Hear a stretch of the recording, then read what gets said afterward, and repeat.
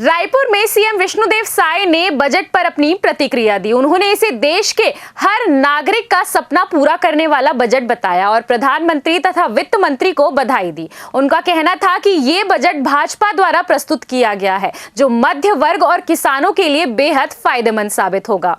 CM ने बताया कि पहले कांग्रेस सरकार के समय 2 लाख तक टैक्स देना पड़ता था, लेकिन अब 12 लाख तक टैक्स नहीं देना होगा, जिससे मध्य वर्ग की आर्थिक स्थिति बेहतर होगी। किसानों के लिए भी इस बजट में खास प्रोविजंस हैं, जैसे किसान क्रेडिट कार्ड की सीमा 3 से बढ़ाकर 5 लाख तक कर दी गई है, जिससे छत्तीसगढ़ के किसानों को विशेष लाभ मिलेगा। स्वास्थ्य क्षेत्र में भी बड़ा ऐलान हुआ है, जिसमें 200 कैंसर डे केयर सेंटर खोले जाएंगे। जिसके अलावा आदिवासी महिलाओं के लिए लोन का प्रावधान और मत्स्य पालन क्षेत्र को भी बजट में विशेष सहायता मिल रही है। इस बजट को एक दिशा देने वाला और सामाजिक कल्याण की दिशा में बड़ा कदम माना जा रहा है। आज हमारे देश के यशस्वी प्रधानमंत्री श्री नरेंद्र मोदी जी के तीसरे कार्यकाल का प्रथम संपूर्ण बजट प्रस्तुत हुआ है,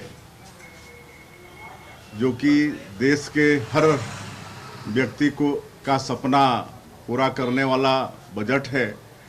और इसके लिए मैं छत्तीसगढ़ की 3 करोड़ जनता के तरफ से हमारे देश के यशस्वी प्रधानमंत्री श्री नरेंद्र मोदी जी, देश के वित्त मंत्री श्रीमती सीतारमण जी और उनकी पूरी टीम को बहुत बहुत बधाई देता हूँ, बहुत बहुत धन्यवाद देता हूं। और इस तरह का बजट भारतीय जनता पार्टी की सरकार ही प्रस्तुत कर सकती है। और इस बजट ने मोदी जी के एक वचन को फिर से पूरा किया है। जैसे मोदी जी कहते हैं कि जिसे कोई नहीं पूछता उसे मोदी जी पूछते हैं, तो उनका ये कथन भी बिल्कुल सत्य होगा। इस बजट से इसमें मध्यम वर्ग को बहुत राहत दिया गया है।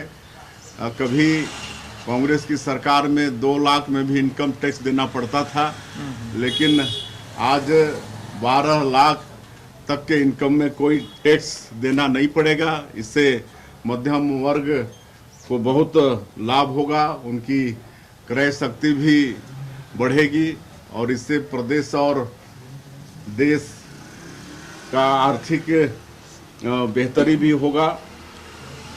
उसी तरह से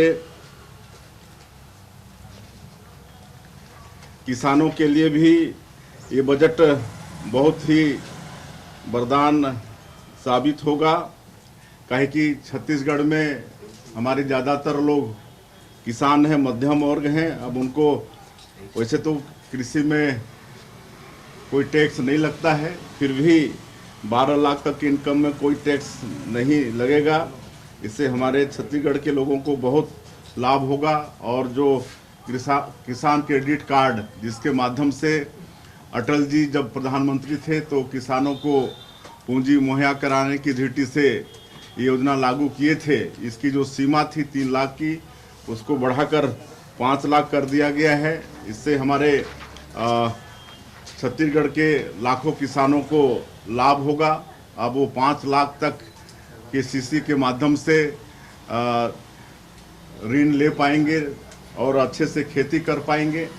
और मत्स्य है, पशुपालन है, इसमें भी 5 लाख तक का उनको लोन मिलेगा, तो किसानों की स्थिति बहुत सुधरने वाली है। उसी तरह से एमएसएमई का जो लोन की सीमा 5 लाख की थी, उसको भी 10 लाख 5 करोड़ 5 लाख से 10 लाख करने का निर्णय इस बजट में हुआ है। और तो इसमें भी जो हमारे मध्यम वर्ग के लोग हैं, इसको बहुत लाभ होने वाला है। स्वास्थ्य के क्षेत्र में भी क्रांतिकारी घोषणा इस बजट में हुआ है। आजकल कैंसर जैसी बीमारी भी आम हो गई है, तो पूरे देश में 200 डे केयर सेंटर कैंसर के लिए खोले जाएंगे। इससे निश्चित रूप से कैंसर की बीमारी में रोकथाम होगा। उसी तरह से प्रत्येक प्रदेश को मूल आधारभूत संरचना के लिए 1.5 लाख करोड़ रुपया केंद्र शासन के तरफ से मिलेगा। इससे हमारे छत्तीसगढ़ जैसे प्रदेश को बहुत लाभ होने वाला है।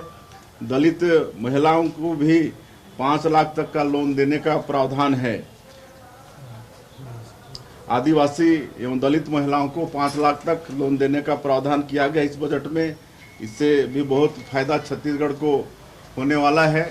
इस तरह से अगर देखा जाए तो बहुत ही अच्छा ये बजट है और निश्चित रूप से इससे छत्तीसगढ़ को बहुत लाभ होने वाला है।